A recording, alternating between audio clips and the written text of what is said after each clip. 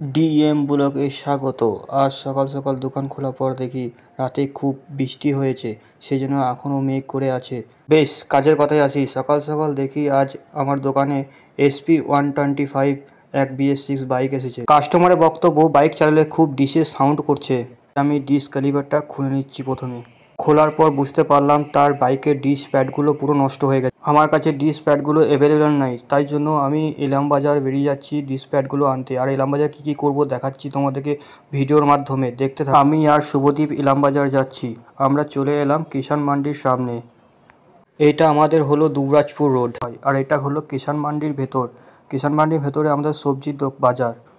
তাই এখানে সবজিগুলো দেখছিলাম। শুভদীপ বলল পটল নেবে, তাই কাকু পটলগুলো আমাদেরকে বেছে একটু জায়গার মধ্যে রাখছে। ওজন করার পর কাকুর পটল ওজন করা কমপ্লিট। এখানে টমেটো আর পটল নেওয়া হয়েছে। তারপর আর একটু ভেতর দিয়ে গিয়ে দেখলাম আরও সবজির দোকান, তাই আমি একটু ভিডিও করে তোমাদেরকে দেখালাম কিষাণ মান্ডির ভেতর।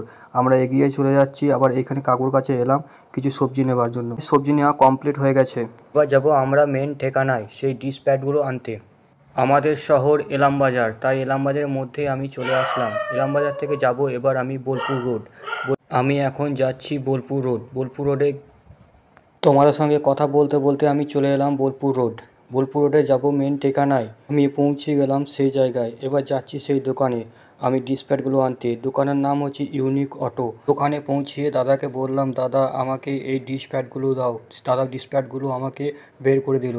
তাই আমি ডিশ প্যাডগুলো মিলিয়ে দেখে নিলাম এক কিনা আলাদা। তারপর আমি দোকানে চলে আসলাম। আমার ডিশ প্যাডগুলো পুরো ফিটিং করে দিলাম। তারপর কাস্টমার বললো বাইকটা একটু ওয়াটার ওয়াশ করার জন্য, সেই জন্য আমি ওয়াটার ওয়াশ করার জন্য লেগে পড়লাম। তাই আমি এখন ওয়াটার ওয়াশ করে নিচ্ছি বাইকটা পুরো। বাইকটা আমার ফুল কাজ কমপ্লিট, তাই বাইকটা আমি কাস্টমারকে হ্যান্ড ওভার করে দেবো। আমার ভিডিও কে কোথা থেকে দেখছো একটু কমেন্ট করে যেও। দেখা হবে নেক্সট ব্লগে। সুস্থ থেকো, ভালো থেকো, বাই বাই।